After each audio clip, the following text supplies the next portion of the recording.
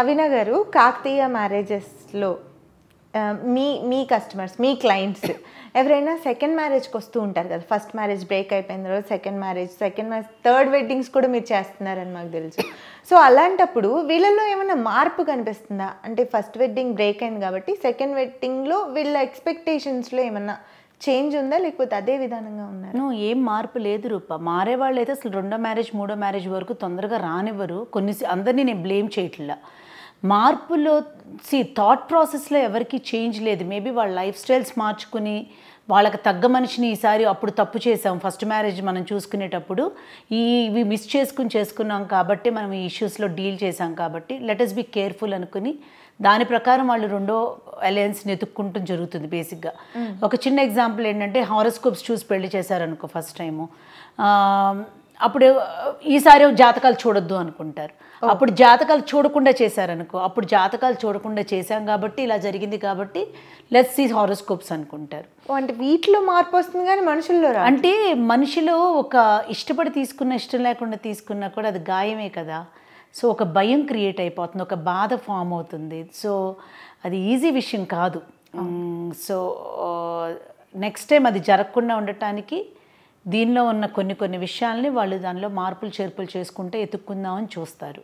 కొన్నిసార్లు ఏమీ లేని అమ్మాయిని చేసుకుంటారు, దానివల్లే ఇష్యూ వచ్చిందనుకుంటారు. ఎత్తుక్కుంటాం కదా, ఎందుకు ఇది డివోర్స్ అయింది అని ఎత్తుక్కున్నప్పుడు ఎప్పుడు కూడా మనలో తప్పు వల్ల తీసుకున్నాం అని ఎవరు అనుకోం, ఎదుటి మనిషిలో తప్పుని ఎతుకుతాం. రైట్. ఓకే, ఈ అమ్మాయి ఇది, ఈ అమ్మాయి ఇది, ఈ అబ్బాయి ఇది, ఈ అబ్బాయి ఇది, అందుకే డివోర్స్ అయింది అని. సో ఇది లేని సంబంధం ఎత్తుక్కుంటారు నెక్స్ట్ టైం. రైట్. సో నేను ఈ తప్పు చేశాను, నేను ఇలా డీల్ చేసి ఉంటే బాగుండేది, నేను ఇలా చేయకుండా ఉండుంటే ఆ అమ్మాయి ఉండుండేది, లేకపోతే నేను కొంచెం మారి ఓర్పుగా ఉండుంటే ఆ అబ్బాయి ఉండుండేవాడని ఎవరు అనుకోరు. సెల్ఫ్ రియలైజేషన్ ఉండుంటే అది అసలు డైవర్స్ వరకు రాదు. ఎగ్జాక్ట్లీ, అసలు ఆ రియలైజేషన్ ఉంటే అవతల పార్ట్నర్ని అర్థం చేసుకుంటారు. సో అవతల మనిషిలో తప్పు ఉంది కాబట్టి మనం ఈ డివోర్స్కి వచ్చాం అనుకుంటాం, extra marital affairs what ever it is అనుకుని అవి లేకుండా జాగ్రత్త పడటానికి సెకండ్ టైం చూస్తారు. ఒక్కోసారి సెకండ్ టైం కూడా దెబ్బతిని థర్డ్ టైము ఇంకొంచెం జాగ్రత్తగా చూసుకోవాలనుకుంటున్నారు. సో ఒకప్పుడు ఓపిక్గా ఈ జన్మకి ఇంతే, మంచో చెడో ఈ పెళ్ళి ఇంతే, ఇలాగే ఉండాలి, ఒక మనిషికి ఎక్స్ట్రా మ్యారిటల్ అఫైర్ ఉన్నా అతనితో ఆ అమ్మాయితో ఉంటున్నాడని తెలిసినా ఇక్కడ సొసైటీలో నేను పలానా అతని వైఫ్గానే రికగ్నైజ్ అవ్వాలనుకుని అతని ఇంటికి వచ్చినా రాకపోయినా what ever said and done గుట్టుగా కాపురం చేసేవారు. ఇప్పుడు nobody wants to deal that non sense, they want to get out of it, they want to leave for themselves. నా ఆనందం నా హ్యాపీనెస్ అని చూసుకుంటున్నారు కదా. సో మనుషుల్లో మార్పులు వచ్చినాయి. ఒక్కొక్క డివోర్స్లో ఒక్కొక్క రీజన్ ఉంటుంది రూప. ఎవ్రీది మనం స్పెసిఫిక్గా దీనివల్ల డివోర్స్ తీసుకుంటున్నారు, వీళ్ళు చాలా మంచిగా ఉండాల్సింది, డివోర్స్ తీసుకోకుండా ఉండాల్సింది, I'm no one to say that. ఒక్కొక్కళ్ళు ఒక డిఫికల్టీని డీల్ చేస్తారు. కాకపోతే కొన్ని డివోర్సెస్ ఆపుకోగలిగే డివోర్సెస్ రీజన్ లేకుండా జరిగిపోతున్నాయి, యుగో వల్ల జరుగుతున్నాయి. అవి రేపు కూడా మళ్ళీ రిపీట్ అవ్వచ్చు కదా.